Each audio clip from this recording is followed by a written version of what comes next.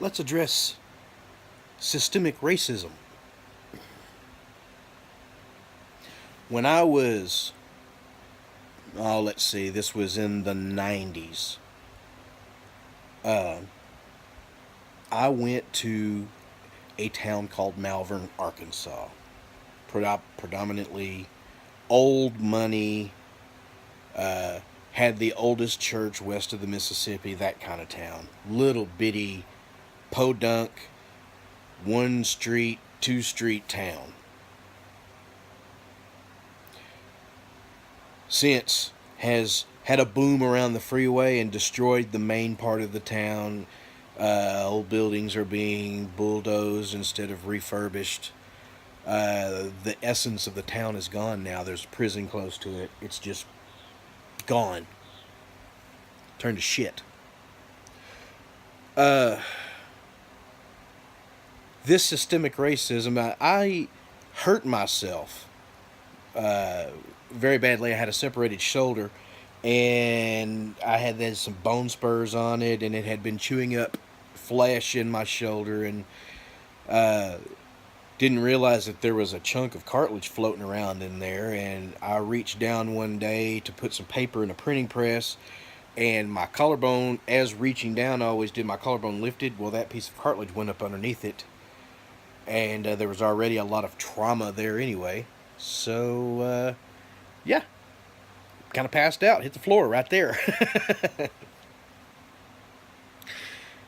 It hurt. Yeah, it was a blinding flash and spow. So, I had no insurance. I was making $7.25 an hour in this little podunk town, running their only print shop. And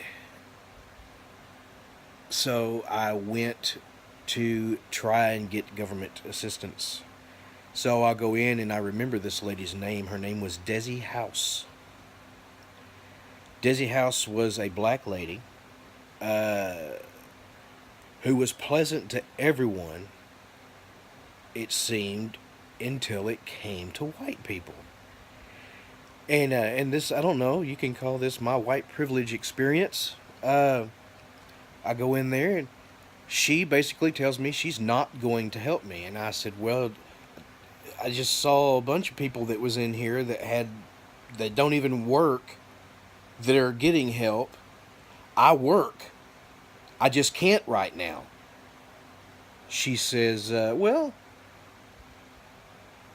I just, you have to be off work for 6 months. And I said, well, then I'll see you in 6 months. She says, oh, no, it doesn't work that way.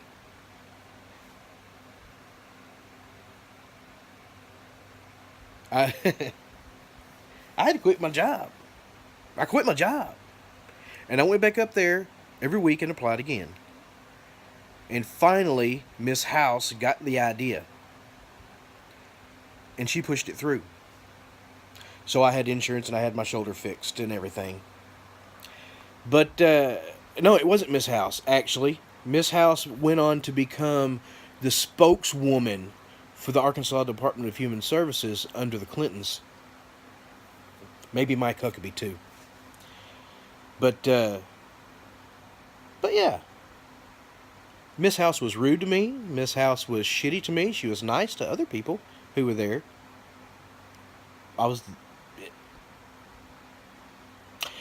There was a lot of racism in Malvern. A lot of it. And it was old racism. There were plantations around that area and everything. And it was, yeah. There were a lot of old racist ass shitty people. The owner of the print shop one time was dealing with the city of Rockport, and they had a secretary that ordered a form for me to print.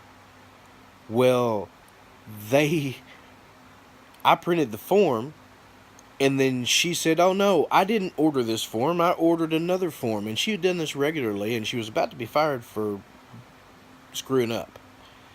So I said, oh no, that's the form you ordered. She sent her husband up to the print shop to find the owner of the print shop. He was going to shoot him. I had to call police. And that old man was about to run from the police when he saw him coming. He had his He was putting his car in drive and fixing to go, and the cop stopped him. Yeah, Malvern.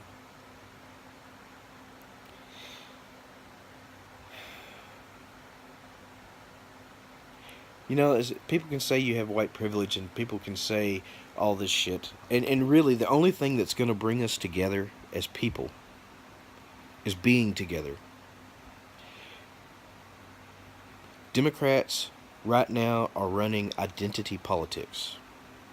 They want us to talk about race.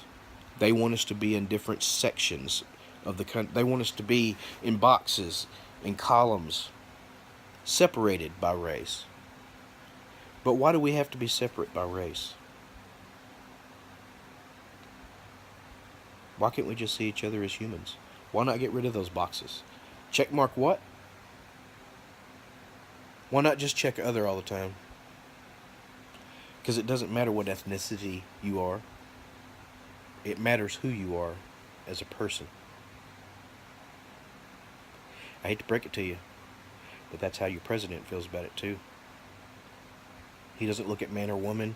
He doesn't look at color. He doesn't look at anything other than who you are. And if he doesn't know who you are, he'd rather just wait and find out who you are before he just welcomes you in his home. It's simple. There's no racism going on with Donald Trump. There's no racism in the Republican Party. It's the Democrat Party that's playing identity politics. If you'll look and you'll listen closely to Barack Obama and George Bush's speeches, both of those speeches describe exactly what the Democrats did during the election. Listen to what Bernie Sanders said. He said Donald Trump was being racist, but Donald Trump wasn't being racist. He wasn't mentioning race at all. Race had nothing to do with it. Hillary Clinton keeps talking about it. She's talking about sexism and racism, and I mean, we're talking about 8 months later why she lost. And it's her that's talking about it. Who cares? She's gone. Shut up. George Bush, worst president. He got reelected because they ran people against him that were just absolutely worse than him. And he had fucked things up so bad, people thought, let him keep dealing with it. That's why George Bush got 2 terms. George Bush fucking sucked. Barack Obama, he got 2 terms because they ran Mitt Romney against him and Hillary Clinton against him. 2 candidates that just couldn't beat him.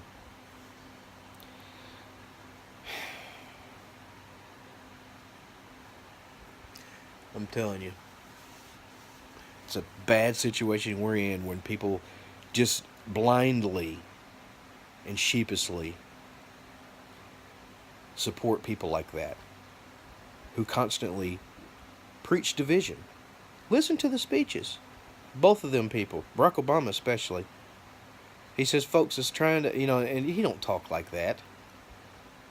Folks is trying to preach division, and folks is trying to make people angry.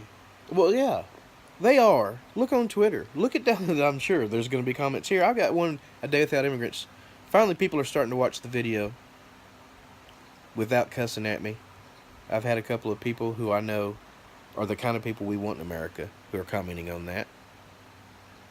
And trust me, there are kind of people that we don't want in America. We don't want people who are going to come here and just leech. We want people who are going to come here and help build America. Bring the best part of where they're from and bring it here. And I say this all the time. I don't preach, but I say this all the time about how I see bricklayers and stucco workers and drywall contractors and people who do concrete, and I see them all the time in my local convenience stores. Hispanic, wherever they're from, they're working their asses off. Those are the kind of people we want in America. Those are the kind of people who we want to immigrate here. And if they're sending money back to their families, great. But they're spending money here too. Those are the kind of people we need to give an easier path to citizenship, the kind of people that we need here. Why do we search out people who hate us? That doesn't make any sense. And this is all Donald Trump is saying. Make sure that they love America and want to be part of America and want to grow America, like all of the Italians who migrated here, who are leaving a horrible situation where they were at.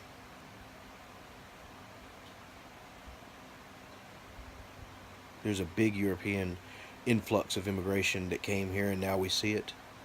And it's amazing and wonderful. This is what we need. All right.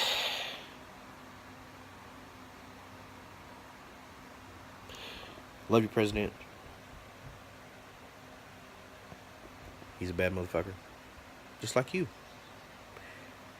Don't play identity politics. Call it out when you see it, because it's racism. Identity politics is racism. Putting people in boxes is racism.